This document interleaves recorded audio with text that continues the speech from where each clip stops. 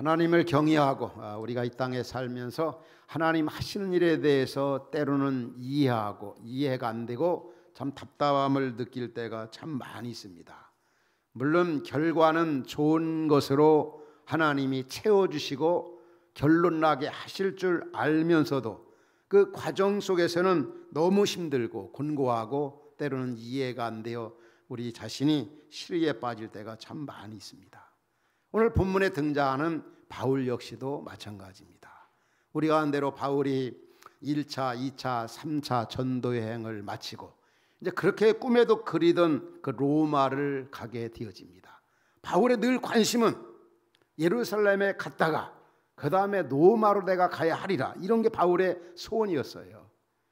그런데 바울이 어떻게 되어집니까?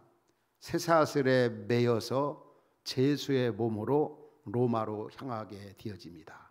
이 가이사라에서 그 헤롯의 관제에서 2년 동안 이제 갇혀 있다가 이제 가이사, 다시 말하면 이제 로마로 재판받으러 가게 되어집니다. 사실 우리가 아는 대로 바울이 무슨 잘못이 있는 게 아니지 않습니까? 그 당시에 5번에 걸쳐서 이 바울이 재판을 받았어요. 우리가 아는 바대로 이제 유대인들 앞에서 유대인들이 고소를 했습니다. 무죄입니다, 무죄. 또 그 다음에 공회, 사내들인 공의원들 앞에서 또 재판을 받았어요. 거기도 역시 무죄 판결이 나왔어요. 그 다음에 벨릭스 총독, 베스토 총독, 그리고 마지막은 아그리파 왕, 그들은 바울에게서 아무런 그 잘못을 찾을 수가 없었어요. 그들은 모두가 그 유대인들 중심해 가지고 바울이 모세 율법을 범했다, 할례를 무시했다, 성전을 더럽혔다, 성을 소동 요란하게 했다, 거짓 어떤 교리를 전파한다 등 하면서 그를 고소했지만 모두가 다 한결같이 무죄 판결을 내렸습니다. 그러나 결국 바울이 어떻게 됩니까? 이제 쇠사슬에 매여서 270명을 태운 그 제수 그리고 기타 사람들과 함께 로마로 향하게 되어집니다. 우리가 이 지도에서 보는 것처럼 이제 바울이 제일 먼저 예루살렘 가까이 있는 이제 항구에서 이제 그 시돈에서 그 다음에 무라라고 하는 곳에, 그 다음에 무라에서 다시 미항이라고 하는 곳에, 그리고 이제 계속 이제 이 베닉스를 거쳐서 3개월 이상 걸려가지고 로마, 이탈리아에 도착하게 되어집니다. 가는 길에 얼마나 많은 풍랑 어려움을 당했습니까? 이 시돈이라고 하는 이 가이사라 그 지역에서 로마까지 거리는 약 한 4,000km, 부산 거리로 말한다면 한 5배 정도의 거리로 그가 이제 로마로 호송, 압송을 받게 되어집니다. 죄가 있어서가 아니라.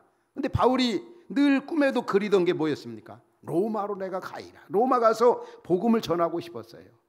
그런데 왜 하필이면 하나님께서 로마로 가는 이 바울에게 그동안 수고도 좀 많이 했으니까 위로하고 격려하면서 정말 좋은 배, 요즘 말하면 좋은 비행기 뭐 이렇게 타고, 그 당시는 그렇게 할 수 없는 상황이지만 하필이면 제수의 몸으로 로마로 끌려가게 하는 그 하나님의 그 어떤 경륜, 또 하나님께서 왜 그렇게 사람을 다뤄나가시는가, 참 이해가 참 안 가지요. 그래서 이제 이런 이제 배를 타고 가다가 어떻게 됩니까? 풍랑을 만나게 되죠. 그 풍랑이 어떤 풍랑입니까? 유라굴로라고 하는 그런 풍랑입니다. 유라굴로, 이 말의 의미는 이 동풍을 얘기합니다. 동쪽 북쪽에서 불어오는 그 바람, 이 폭풍, 이거로 인해 가지고 얼마나 어려움을 많이 당하게 되었는지 모릅니다. 그러면 왜 이 바울이 탄 배가 어려움을, 고난을, 이 광풍을 만나게 되었을까요? 어려움을 얼마든지 당하지 아니할 수가 있었어요. 그러나 오늘 본문 가운데 보면은 바울이 276명이 탄 배 안에서 거기 이끄는 사람이 율리오, 백부장 율리오였었거든요. 율리오에게 얘기합니다. 우리 지금 초겨울이고 지금은 배가 항해하는 그런 시기가 아니다. 갔더라면 가면 큰일 난다. 차라리 여기서 그냥 머물러 있는 게 좋겠다. 그러니까 그 백부장 율리오는 바울의 말을 듣질 않았어요. 누구의 말을 듣냐면 이 선장, 선원들의 말을 듣고 그냥 강행한 거죠. 한마디로 항해하다가 14일 동안 얼마나 고생을 많이 했는지 몰라요. 오늘 내용에 우리 그런 말씀들이 막 이렇게 들어오지 않습니까? 풍랑을 만나가지고 있는 거, 배에 있는 모든 물건 다 밖에 던지고 먹을 거 또 마실 것이 없어지고 별도 보이지 아니하는, 그냥 한 하루 정도면 갈 수 있는 그 항을 14일 동안 얼마나 많이 고생을 했습니까? 왜 그렇습니까? 바울의 말을 들었더라면 그 고생을 하지 않았을 겁니다. 마치 옛날 이스라엘 백성들이 하나님이 약속하신 가나안 땅, 불과 한 주간 정도면 갈 수 있는 거리를 불순종함으로 말미암아 40년을 그들이 고생하게 되었습니다. 40년간. 이 바울의 말을 듣지 아니했던 당시 백부장 그 율리오, 선장 선원들의 말, 우리가 이런 그 유라굴로 생각하면 지금도 약 7년 전에 일어났던 세월호 사건이 생각나지요. 며칠 전에 7주년을 맞이했지만 그 당시에 단원고 학생 중심해 가지고 476명, 그러니까 200명, 이 유라굴로에는 276명인데 그때는 476명, 200명이 적게 탄 그런 세월호네요. 결과적으로 어떻게 했습니까? 다 304명이 죽음을 당하고 176명이 174명인가요? 여튼 이제 극적으로 이제 구원을 받았습니다. 근데 바울이 타고 갔던 배 276명, 하나님의 은혜로 그들이 엄청나게 선장 혹은 이 백부장의 지시를 받고 행하다가 고생했지만 하나님의 은혜로 276명이 전부 구조되어 가지고 로마로 이렇게 독자가는 그런 모습을 볼 수 있습니다. 여기서 우리에게 주는 메시지가 뭡니까? 우리 사람이 당하는 고난에는 여러 가지 유형들이 있어요. 하나님 말씀 불순종하다가 고난당했던 여러분들 요나를 잘 알죠. 하나님께서 요나 보고 너 니네이로 가라 그랬는데 그들이 하나님 말씀 순종하지 아니하고 요나가 다시서 반대로 방향 가다가 풍랑 만나 얼마나 고생했습니까? 이런 불순종으로 인한 그런 고난, 고생, 오늘날도 우리가 마찬가지입니다. 하나님 말씀 듣지 아니하고 불순종함으로 우리에게 얼마든지 오는 고난이 있을 수 있다는 거예요. 욥이 당하는 고난 어떤 고난입니까? 하나의 연단으로서 욥이 의인이었어요. 정말 하나님을 잘 경외하는 사람이에요. 그럼에도 불구하고 하나님이 욥에게 고난을 허락하신 이유가 뭡니까? 연단으로서 더 하나님의 은혜와 복을 주시려고, 성화의 수단으로서 욥에게 고난을, 그리고 아무런 죄가 없어도 하나님께서 우리에게 더 큰 은혜, 복을 주려고 일반적으로 고난을 허락하시는 경우가 많이 있습니다. 중요한 것은 우리가 하나님 앞에서 우리 한 사람의 순종, 그러므로 공동체에 엄청난 유익을 줄 수 있습니다. 바울은 항상 어느 곳에든지 복음을 전하면서 하나님 말씀에 적극 순종했던 이 바울, 우리 로마서에 그런 말씀 나오잖아요. 한 사람 아담 범죄로 인해 가지고 불순종으로 인하여 온 인류가 사망에 이르게 되었고, 한 사람 예수 그리스도 순종으로 말미암아 온 인류가 생명에 이르게 되었던 겁니다. 오늘 이 땅에 인류가 당하는 이 고난, 특별히 이 코로나로 인해 가지고 1년 이상 얼마나 우리가 긴 밤을 지내고 있습니까? 지금 어떤 매우면은 이 코로나라고 하는 유라굴로를 우리가 지금 타고 있습니다. 세계 인구가 지금 약 한 78억이 됩니다. 78억의 인구가 단 코로나호, 이것을 인해 가지고 지금 이 광풍 힘들어하고 있습니다. 지금 코로나로 인해 가지고 확정 판정을 받은 사람들이 얼마나 되는지 아십니까? 올해 1월을 기준해서 1억 명이 이 코로나에 걸렸어요. 죽은 사람이 올해 1월 기준해 가지고 200만 명 이상이 되어집니다. 이 우리는 어떤 면에 보면 이 유라굴로 광풍, 이 코로나라고 하는 광풍을 만났습니다. 이럴 때 우리 한 사람의 순종이 얼마나 중요한가. 특별히 지도자 위치에 있는 한 사람의 순종, 또 그렇지 않으면 불순종이 얼마나 비극을 초래하는가. 이러니 저러니 해도 분명한 사실은 코로나 종식이나 질식, 코로나 어떤 진정을 기다리고 있는데, 근데 백신 우리가 기다렸지만 지금 어떻습니까? 뭔가 끝이 보이지 않지 않습니까?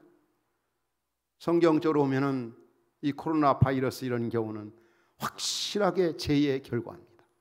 창조주 하나님을 무시하고 주권자 하나님 앞에 순종하지 아니하고 주인을 주인으로 인정하지 아니하고 우상을 섬기고 하나님이 내리신 징계 중에 징계라고 볼 수 있습니다. 종식되는 게 뭐겠습니까? 무엇보다도 하나님 앞에 철저하게 회개하는 길입니다. 아무리 백신이 나오고 치료한다 할지라도 하나님이 함께하지 않으면, 이 유라굴로 광풍을 만난 276명을 보면서 또 지금 이 코로나로 힘들어하는 열방 78억의 인구들,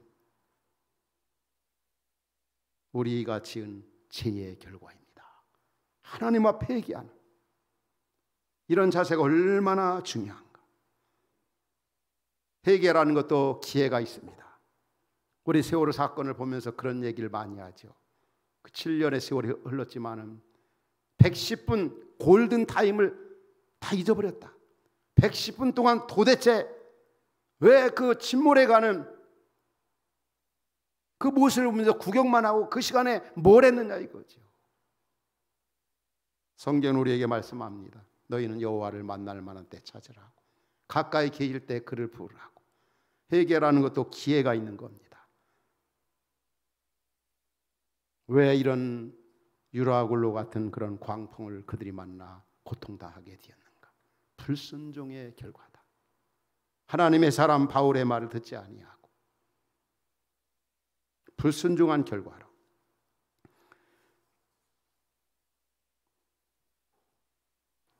유라굴로 광풍이 주는 그 의미가 뭡니까? 오늘 본문에서 첫 번째로 인간의 그 연약함을 보여주고 있습니다. 우리 인간의 그 한계. 알렉산드리아 배를 타고 그들이 이제 로마로 향합니다. 풍랑을 만났을 때 속수무책이잖아요. 아무리 애쓰고 수고한들 소용이 없었습니다. 우린 지금 이 코로나 시기를 겪으면서 우리 인생이 참 연약하구나. 우리 노래 가운데도 그런 가사가 있잖아요. 질그릇같이 연약한 인생. 진짜 우리는 이 불안한 시대 속에 살면서 우리 자신의 연약함을 철저하게 인정하지 아니할 수가 없습니다. 최첨단 시대에 살고 있다고 하지만 우리 인간의 그 한계를 얼마나 많이 경험하고 있습니까? 이 자연 앞에, 풍랑 앞에 쩔쩔매는 속수무책인 그 당시 사람들의 모습이나 이 코로나를 맞이한 이 현대인들, 지구촌 열방의 사람들의 모습과 별 다를 바가 없는 겁니다. 풍랑을 만났을 때 예수님께서는 어떻게 했습니까? 두려워 떠는 제자들에게 두려워하지 말라, 안심하라, 내니라. 하나님께서 오늘 본문에서도 하나님께서 바울을 통해서 276명을 위로해 줍니다. 걱정하지 말라, 염려하지 말라, 안심하라. 하나님께서 우리 생명에 전혀 지장이 없도록 로마까지 무사하게 독차하게 해준다고 바울이 위로하고 복음을 전하는 그런 모습을 볼 수가 있습니다. 오늘날도 우리 하나님께서는 연약한 인생을 도와주시고 함께 하시고 붙들어 주십니다. 이 유라굴로 광풍을 보면서 또 한 가지 우리가 생각할 수 있는 게 뭐겠습니까? 우리 인생은 내일 일을 알지 못한다. 연약할 뿐만이 아니라 한 치 앞을 내다볼 수 없는 그런 인생. 이들이 만일에 바울의 말을 듣고 출발하지 않았다면 얼마나 좋았겠습니까? 그런데 그 백부장 율리오는 선원들의 말을 듣고 출발했습니다. 만일에 그런 14일 동안에 그런 센 풍랑 광풍이 올 줄 알았다면 아마 백부장 율리오도 출발하지 않았을 겁니다. 이게 우리 인생입니다. 우리 이 코로나를 맞이한 지가 1년이 훨씬 더 지났지만은 이렇게 오래 갈 줄 누가 알았겠습니까? 금방 끝날 줄 알았는데, 백신이 나오면 해결될 줄 알았는데, 변종 또 다른 바이러스들이 계속 나오고, 또 이 백신에 대해서도 국민들이, 열방 사람들이 다 불안해하고 있어요. 내일 일을 알지 못한 우리 인생. 성경은 우리에게 뭐라고 교훈하고 있습니까?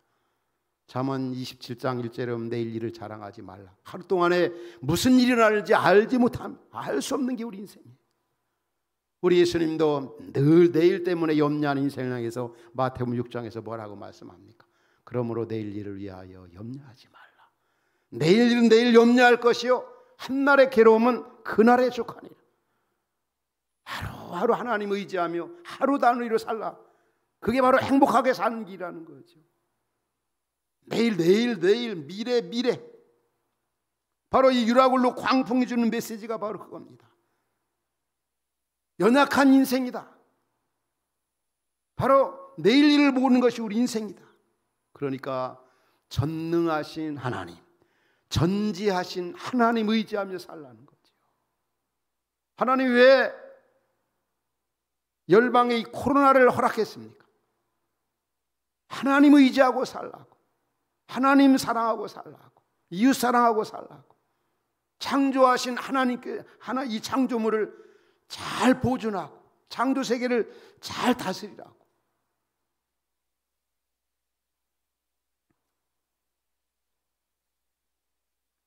하나님께서는 광풍을 만난 그 사람들을 어떻게 대우하시는가 본문에서 나타납니다. 하나님은 정말 이 코로나 유라굴로 광풍을 만난 이 땅에 있는 사람들을 무엇보다도 위로하시는 그런 하나님이십니다. 한번 따라서 할까요? 위로하시는 하나님. 왜냐하면 이 사도행전에 보면 바울이 복음을 전할 때마다 힘들고 어렵고 환난당하고 비판당할 때마다 하나님이 얼마나 자주 나타나서 바울을 위로했는지 몰라요. 적어도 5차례 정도 하나님이 바울에게 나타나 위로해 주시고 힘을 주시고 도와주시고 함께 하시는 걸 볼 수 있어요. 첫 번째 보면 사도행전 9장이면 다메섹 도상으로 가는 도중에 하나님이 바울에게 나타났어요. 사울아, 사울아, 당신 누구십니까? 나는 내가 비판하는 예수다. 너 앞으로 이제 이방 민족에게 복음을 전하게 될 것이다. 임금들과 많은 사람들에게 복음을 전하게 될 것이다. 기독교를 대적하고 예수님을 비판했던 이 사울 바울에게 우리 주님은 나타나 위로해 주고 힘을 주었어요. 일어나 걸으라고 그랬어요. 또 바울이 어느 때 하나님 아버지께서 나타났습니까? 바로 그가 이제 아시아에서 복음을 전하려고 할 때 너 이제 아시아에서만 복음 전하지 말고 저 유럽으로 가서 복음을 전하라고 성령 하나님이 강권적으로 역사해서 바울로 하여금 제2차 전도여행에서 유럽 중심에서 복음을 전하게 했습니다. 그때도 나타나셨어요. 또 바울에게 언제 나타나느냐? 이 고린도에서 복음을 전할 때 또 바울에게 나타나서 위로해주고 격려해주고, 또 한 번은 이제 그 유대 사내들인 공의 앞에서 그 아주 잘 나가는 권세 있는 권세자들 앞에서 복음을 전할 때 우리 주님은 나타나서 바울에게 야, 너 예루살렘에서 복음을 전한 것 같이 앞으로 로마에게서도 복음을 전할 거다. 그리고 오늘 본문 속에서도 나타납니다. 유라굴로 광풍을 만나 절망 가운데 있는 270명과 바울에게 하나님은 나타나서 안심하라, 두려워하지 말라. 오늘날도 우리 하나님 아버지께서는 그의 백성들이 환난을 당하고 어려움을 당하고 고난당하고 절망 속에 있을 때 우리를 찾아와 위로해 주시고 붙들어 주시고 일으켜 주시고 함께 하시는 그런 하나님이십니다. 여러분 그렇게 믿습니까? 바로 바울의 하나님은 우리 하나님, 나의 하나님이십니다.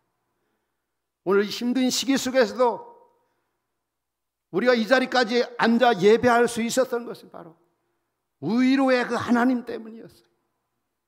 그분의 도움이 아니었더라면, 그분의 위로가 아니었더라면, 그분이 우리와 함께하지 않았다면 우리는 벌써 정막 중에 거였을 것이고 주님을 교회를 멀리 떠났을 것입니다. 그분의 은총의 포로가, 그분의 사랑이 우리를 강권하셔서 우리를 여기까지 앉혀놓으시고 여기까지 오게 하셨다는 사실, 우리가 믿는 하나님, 광풍을 만난 우리 어떤 행위와 상관하지 아니하고 찾아와 위로해 주시고 구해 주신 그 하나님, 바울에게 5번씩이나 나타나가지고, 바울이 무슨 믿음 있고 위대해서가 아닙니다. 그냥 하나님의 강권적인 역사, 그 사랑으로 말이에요. 그 은총의 포로로 바울을 꼭 붙들어 주셨어요. 특별히 어제 새벽에 살펴보았지만 바울이 지금 참 로마로 가는데 쇠사슬에 매어 가잖아요. 그런데 거기 함께한 사람들이 있어요. 그게 누구냐면 아리스다고, 또 누가. 이 아리스다고는 아주 바울에게 있어서 데살로니가 사람인데, 거기서 원래 유대인이었어요. 유대인 지도자였는데 바울을 만나 예수 만나 이제 기독교로 개종해가지고 바울이 가는 곳마다 갑니다.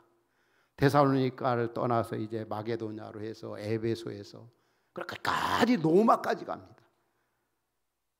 바울이 잘 나가는 상황이 아니잖아요. 지금 죄수의 몸으로 끌려가는 그런 상황인데도 불구하고 아리스다고가 따라가는. 또 역시 누가도 마찬가지. 그런데 디모데후서 4장 옥중서신 말년에 오면은 바울이 그렇게 표현합니다. 바울과 함께 했던 많은 사람들이 다 떠나버렸어요. 누가만 나와 함께 있느니라 했거든요. 그 말은 아리스다고는 로마까지 와서 같이 옥중 생활하다가 순교한 것으로 보아집니다. 이 바울도 지도자지만 얼마나 이롭겠어, 얼마나 고독했어. 그러나 하나님이 이 아리스다고 같은 사람, 누가 같은 사람 끝까지 옆에서 함께 해줬기 때문에 그 풍랑 중에도 참 마음에 기쁨이 있었고 든든함이 있었고 평안이 있었던 겁니다. 여러분, 오늘날도 하나님께서는 우리를, 나를 그렇게 대하신다는 사실 잊지 말아야 합니다. 첫 번째는 하나님이 환난 중에, 고난 중에, 이 코로나 시기 속에서 우리와 하나님이 함께 하셔서 우리를 위로하시지만은 또 우리 주변의 믿음의 식구들, 하나님의 사람들을 붙여셔가지고 고난 중에 있는 우리를 위로하시고 붙들어 주시고 함께 하신다는 사실, 얼마나 감사한 일입니까? 오늘 우리 자신들을 돌아오면 연약한 것밖에 없고 참 무지한 것밖에 없는데도 불구하고 하나님이 우리 이웃까지 이렇게 인도하시고 함께 하신 이유는 전적인 하나님의 은혜입니다. 하나님 믿음에 좋은 식구들 이렇게 붙여오셔서, 특별히 흩어진 화평의 가족들, 성경 우리에게 뭐라고 말씀하? 로마서 12장 15절에 오면은 우는 자들과 함께 울고 즐거워하는 자들과 함께 즐거워하라. 얼마나 아름다운 공동체의 모습입니까? 이런 믿음의 식구들을 붙여주셨기 때문에 힘든 시대 그래도 우리가 이렇게 버티며 살아가는 거예요. 궁극적으로 하나님이 함께 하시고 위로해 주셔서. 그렇다고 한다면 광풍 만났을 때, 유라굴로 같은 이런 폭풍 가운데 살고 있고 지금 코로나 시기를 살고 있지만 이때 우리가 가져야 할 자세는 뭡니까? 무엇보다도 하나님을 의지하는 겁니다. 하나님을 찾는 겁니다. 원망하거나 불평하거나 그냥 주저앉아 있지 말고. 그래서 우리는 이런 시대일수록 더 믿음이 증대가 되어져야 돼요. 신문에 그런 기사가 기재되어 있는 걸 읽었어요. 미국 비영리 전문기관에서 선진국 경제적으로 선진국 14개 나라 리서치를 했어요. 이 코로나 이전과 이후의 종교 생활, 신앙에 대해서 어떻게 변화가 일어났는지, 다시 말하면 믿음이 더 좋아졌느냐, 믿음이 더 뒤로 퇴보했느냐 이거죠. 그게 놀라운 것은 미국을 중심한 유럽에 있는 나라들은 믿음이 훨씬 더 코로나 어려운 시기를 지나면서 많이 증대가 되었다는 그 리서치 결과가 나왔어요.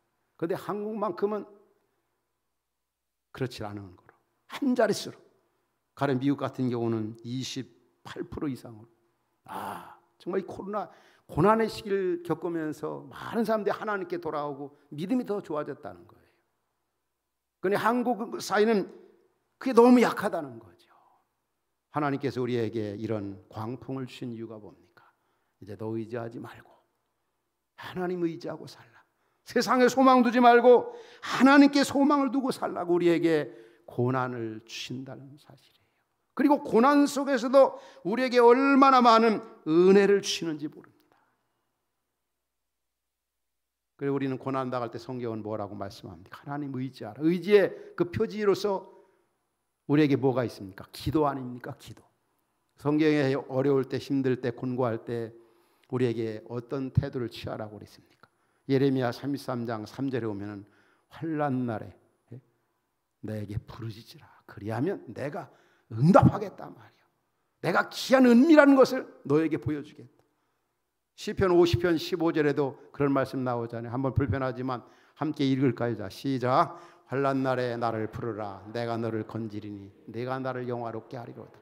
하나님이 우리에게 고난 당할 때 외면하고 포기하지 않으시고 은혜를 정말 많이 주십니다. 그런 이유가 있어요. 은혜 주신 축복의 사명이 있다. 그런 것처럼 하나님이 고난 주시는 이유 중에 이제는 하나님 전적으로 의지하고 기도하면서 살라는 거예요. 기도하면서. 우리는 크고 작게 지금까지 살아오면서 지금도 그런 여정을 지금 우리가 밟고 있지만은 이 인생의 유라굴로를 다 경험했죠. 크고 작게 다 경험하고 있어요. 때로는 이제 자녀 문제로 인해서 유라굴로 같은 그런 광풍, 얼마나 힘든 때가 있었습니까? 우리 저지난 주간에 집사님 자녀인 우리 성령이 대통령배 전국 사이클 대회에서 단체전에서 금메달을 획득했어요. 그런데 이름이 성령. 집사님 어떻게 이름을 성령으로 지었습니까?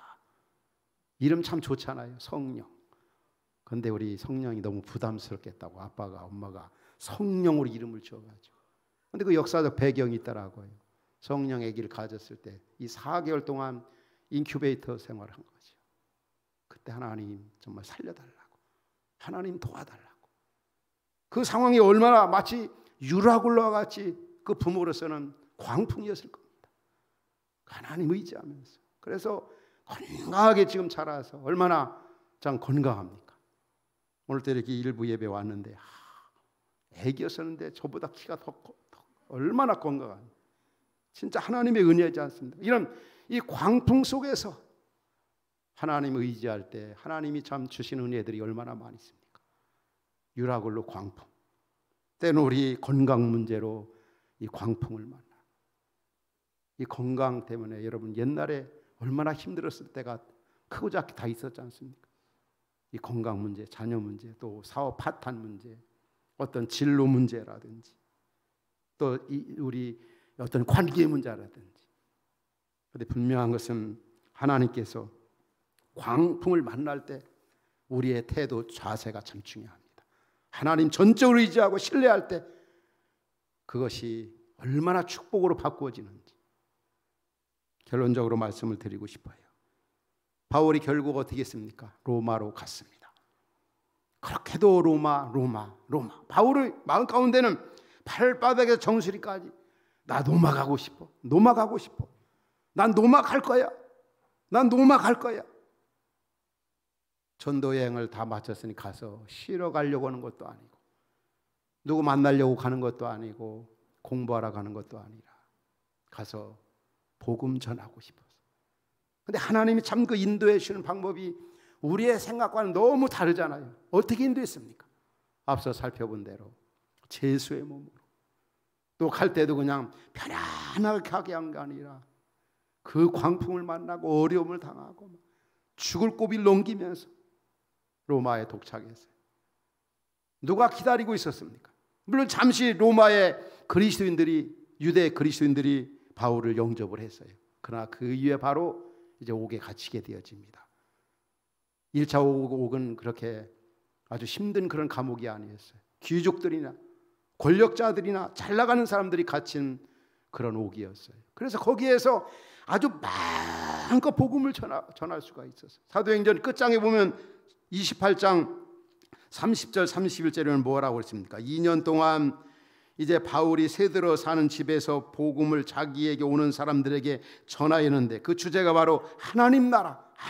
예수 믿으면 하나님 나라가 임하고 하나님 나라에 간다. 2년 동안 열심히 전하는데 전혀 복음 전하는데 지장이 없었어요.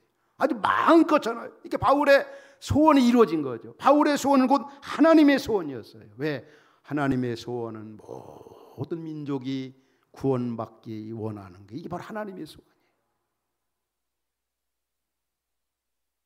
우리 사랑하는 성도님들, 정말 여러분들도 바울이 가졌던 이 소원을 갖고 살기를 여러분 원하고 싶지 않습니까? 이런 소원을 가지고 살고 싶지 않으십니까? 참 그 이루어지는 과정이 힘들게 보이고 어렵게 보이지만 그런 가운데도 하나님 주시는 은혜가 너무나 놀라웠고 이기게 하시고 승리케 해가지고 결과적으로 목적이 이루어지는 걸 볼 수 있잖아요. 오늘 이 코로나 같은 어려운 시기를 살고 있지만 정말 지금 시기야말로 위기지만은 어느 때보다도 하나님의 영광을, 하나님의 능력을 드러내기에 아주 최고 좋은 그런 시기다 이렇게 생각하시면 돼요. 위기이기 때문에 구원받은 성도들이 우리들이 해야 할 사명이 막중하다고 하는 사실을 잊지 말아야 합니다. 바울이 이제 로마로 가지 않습니까? 가서 복음을 전했어요. 그 복음 전파로 인해서 얼마나 하나님의 나라가 온 세계 열방에 전파되게 되었습니까? 확산되었지 않습니까? 성경은 뭐라고 말씀합니까? 우리 너무 잘 알고 암기하는 말씀 로마서 8장 28절에 하나님을 사랑하는 자, 그 뜻대로 부르심을 입은 자에게는 합력하여 선을 이루니라, 모든 것이 선을 이루니라. 아주 바울에게 이 말씀이 딱 적중하게 이루어졌죠. 그렇죠. 다 합력해 가지고 노래가 되고 춤이 되고 간증이 되게 하셨어요. 오늘 우리 당하는 때로는 고난, 아픔, 시련이 그 언젠가는 정말 믿음으로 잘 극복하면 승리가 있고 영광이 있고 축복이 있고, 시편 기자는 그렇게 표현하죠. 슬픔이 변하여 노래가 되고 간증이 되고 춤이 되게 하신 하나님, 바로 바울의 하나님이 오늘 우리 나의 하나님이십니다. 합력하여 선을 이루신 하나님. 고린도전서 2장 9절에도 이런 말씀, 비슷한 말씀 나오잖아요. 뭐라고 그럽니까? 하나님께서 자기 백성을 위해 예비해 놓으신 것. 바울 앞에 예비했던 것처럼 우리 앞에 예비해 놓으신 것은 눈으로 보지 못하고 귀로 듣지 못하고 사람의 마음으로 생각하지도 못하였다 과 같으니라. 참 하나님 하신 일이 때로는 이해가 안 되고 보이지 않고 들려오지도 않고 답답하지만은 결과적으로는 아주 좋게, 아주 만족하게, 아주 축복이 되게 하시는 그런 하나님. 우리는 살아오면서 그런 걸 경험하자. 하나님 앞에 감사할 것밖에 없다. 감사. 힘든 시기를 살아가는 우리 성도님들, 바울과 그 일행이 겪었던 유라굴로 광풍과 같은 그런 시대, 지금 포스트 코로나 같은 시기 속에 살고 있습니다. 그러하기에 우리는 해야 할 일이 그만큼 큽니다. 우리의 사명이 그만큼 막중하다는 사실입니다. 여러분, 이 코로나 시기 속에서 하나님이 주시는 은혜들이 얼마나 많이 있습니까?